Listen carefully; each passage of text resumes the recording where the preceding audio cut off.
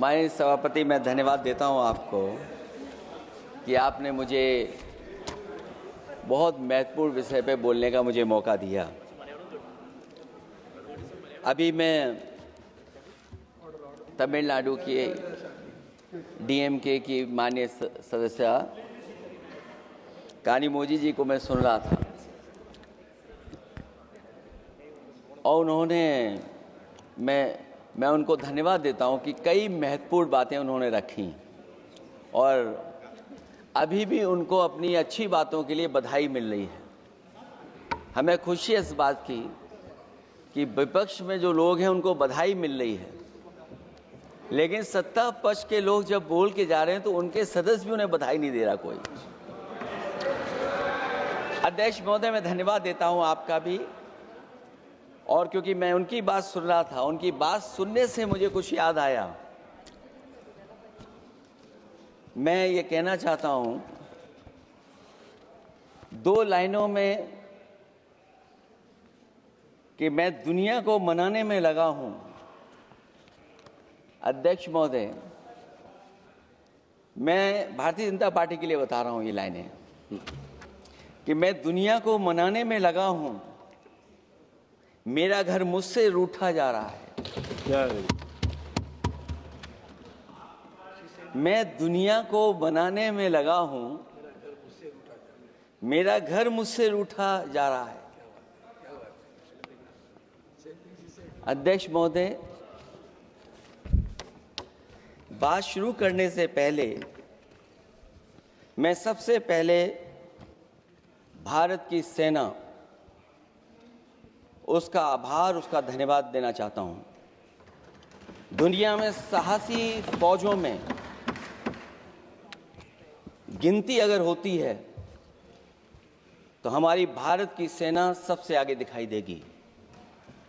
उनके पराक्रम पर, उनकी वीरता पर, उनके अदम्य शौर्य पर हमें सबको गर्व है।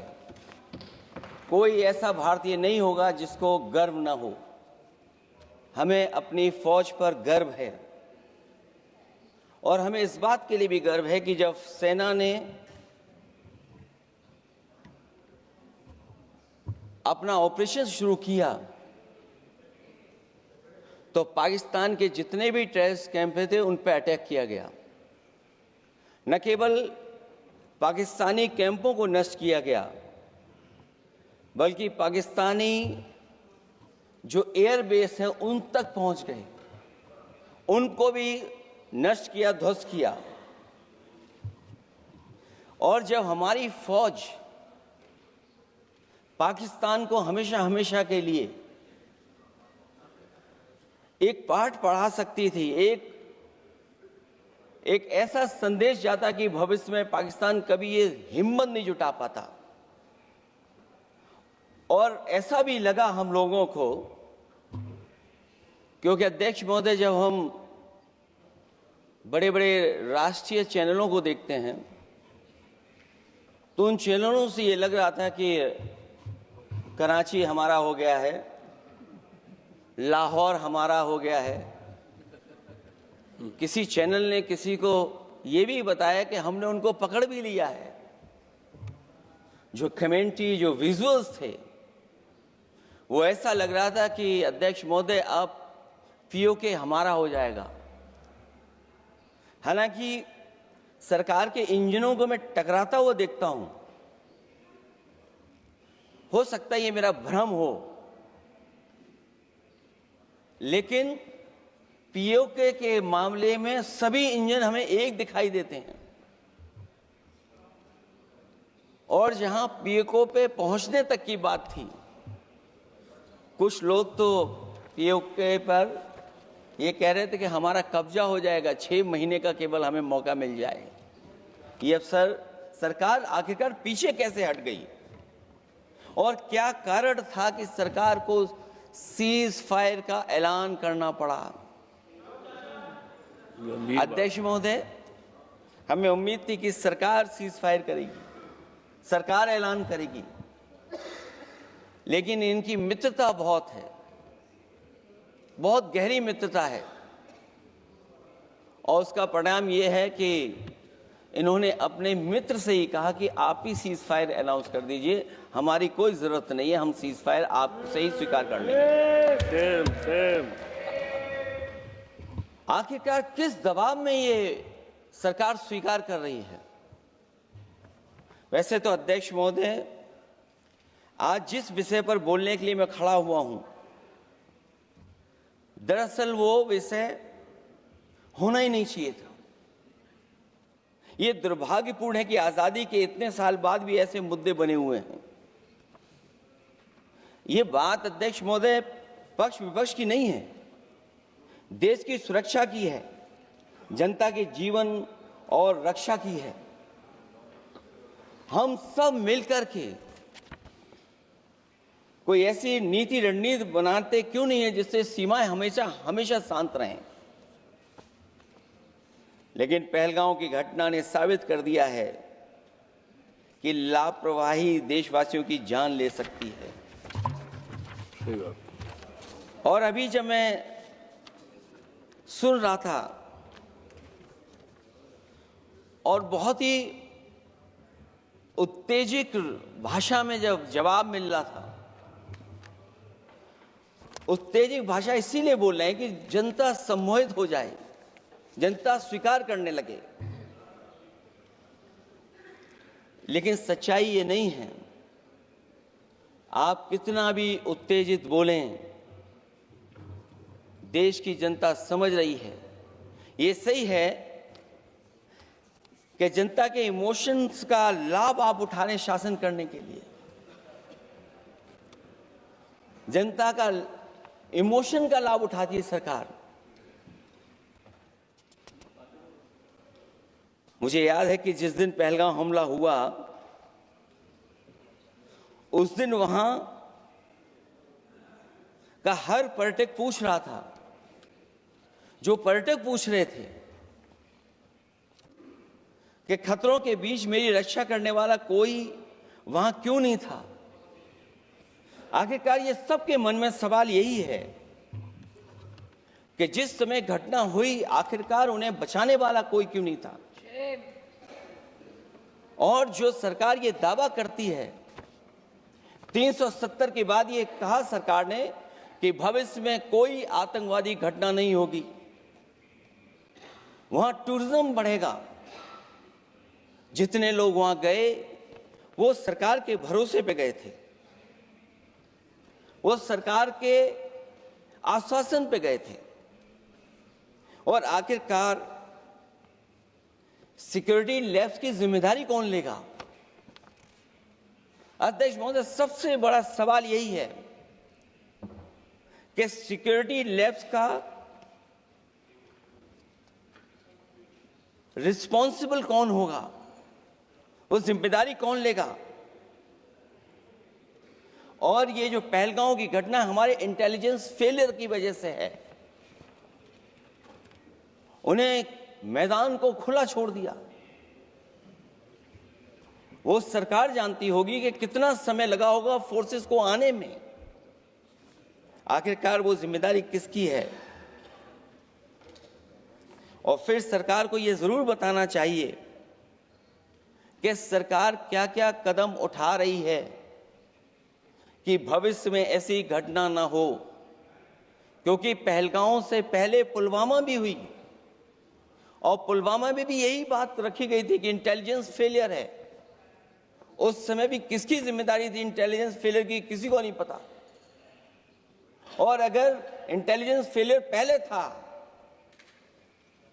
तो पहलगांव में भी वही इंटेलिजेंस फेलियर हम लोगों को और पूरी देश की जनता जानती है आखिरकार जिम्मेदारी किसकी बनती है। जो लोग बड़ी बड़ी बातें कर करके चले गए, कम से कम देश के सामने एक सबसे महत्वपूर्ण सवाल, उसका जवाब सरकार की तरफ से आना चाहिए। क्योंकि हमारी सीमा पर जो सुरक्षा है, जो रक्षा करने वाले हमारे सेना के लोग हैं, वो हमारी सीमाएं सुरक्षित रखते हैं। लेकिन हमारे भारत का क्षेत्रफल क्या है? और सरकार को कम से कम ये जानकारी देनी चाहिए सदन को, देश की जनता को, कि जिस समय सरकार में ये भारतीय जनता पार्टी आई है और आज जब हम सदन में चर्चा कर रहे हैं तो हमारे भारत का क्षेत्रफल क्या है, कम से कम क्षेत्रफल पता होना चाहिए। क्योंकि जब हम सवाल पूछते हैं, और जो सवाल पर्यटक पूछ रहे थे कि कुछ ऐसे लोगों को सरकार की ओर से चारों तरफ से चाक चौबंद सुरक्षा घेरा क्यों दिया जाता है, वो जो बाद में ठग साबित होते हैं, जो हमारी रक्षा क्यों नहीं की गई। पहलगाम के दूसरे दिन की जिस तरह की राजनीतिक कार्टून, क्योंकि जिस तरह का लाभ लेना चाहते हैं भारतीय जनता पार्टी के लोग, हम सब ने देखा कि पहलगाम के दूसरे दिन ही जिस तरह का राजनीतिक कार्टून भाजपा के ऑफिशियल हैंडल से पब्लिश किया गया और हमारे द्वारा घोर आपत्ति किए जाने पर हटाया गया, उसने साबित कर दिया कि भाजपा के लोग भी जानते हैं कि दुख की इस घड़ी में उन्होंने देश की भावनाओं के साथ बेहद शर्मनाक खिलवाड़ किया है। भाजपा बताए कि ऐसे संवेदनहीन लोगों के खिलाफ उन्होंने क्या कार्रवाई की है। ये अति गंभीर प्रश्न है कि जिन्होंने अपनों को खोया है उन पर दबाव डालकर के बयान भले बदलवा दिए जाएं, लेकिन भाजपा याद रखें, बयान बदलवाने से सच नहीं बदल जाता है। पहलगांव के शहीद सैनिक की पत्नी द्वारा देश हित में शांति और सौहार्द की अपील करने पर उनसे जिस तरह का दुर्व्यवहार और उपशब्द कहे गए, उससे हर महिला और सच्चा देशप्रेमी बहुत दुखी है, आहत और शर्मिंदा हुआ है। ये सब जानते हैं कि किन लोगों की हरकत थी। इस संदर्भ में और परिप्रेक्ष्य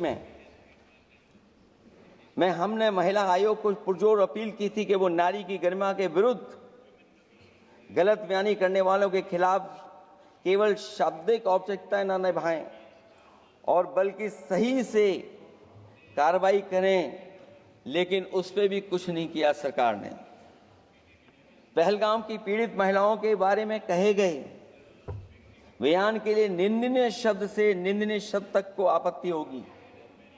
नारी वंदन की जगह नारी का अपमान, निंदा और हर संभव शोषण उत्पीड़न करना ही भाजपा का असली चेहरा है, जो बेहद शर्मनाक है। पहलगाम में हुए आतंकवादी हमले के जवाब में एलजी साहब ने कहा कि वो इंटेलिजेंस फेलियर है, लेकिन यह नहीं बताया कि फेलियर क्यों हुआ है। अध्यक्ष महोदय, मैं उम्मीद करता हूं कि सरकार का ये जवाब जरूर आए कि फेलियर क्यों हुआ है। ऑपरेशन सिंदूर के नाम पर जो प्रचार किया गया वो भी निंदनीय है।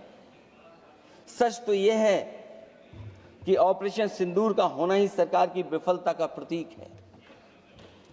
इससे बड़ी विफलता सरकार की कोई नहीं हो सकती कि अध्यक्ष महोदय, हम और आप सब मिलकर के बैठ करके सिंदूर ऑपरेशन पर बहस करें, चर्चा करें। ऑपरेशन सिंदूर के दौरान विदेशी लोगों ने दावा किया कि उन्होंने उसे रुकवाया है। ये बात कई बार माननीय सदस्यों की तरफ से आई है कि आखिरकार किसने रुकवाया। हमसे हमारी संप्रभुता खंडित हुई है। संप्रभुता ही स्वतंत्रता की सुनिश्चित करती है। इधर आजादी के अमृतकाल का ढिंढोरा पीटा जा रहा है, उधर हमारी इंटीग्रिटी को चुनौती दी जा रही है। देश की विदेश नीति पूरी तरह फेल है। ऑपरेशन सिंदूर और पहलगाम की घटना पर दुनिया के किसी भी देश ने हमारा साथ नहीं दिया। ये हमारी विदेश नीति का संकट काल है। हमारे पड़ोसी देश या तो अतिक्रमण कर रहे हैं या हमारे साथ नहीं खड़े हैं। और अध्यक्ष महोदय, जो हमारे मंत्री जी हैं, जिनका क्षेत्र बिल्कुल सीमा पर है, उनसे बेहतर कोई नहीं जानता होगा कि आखिरकार पड़ोसी देश कितना हमारी सीमाओं पर अतिक्रमण कर रहा है।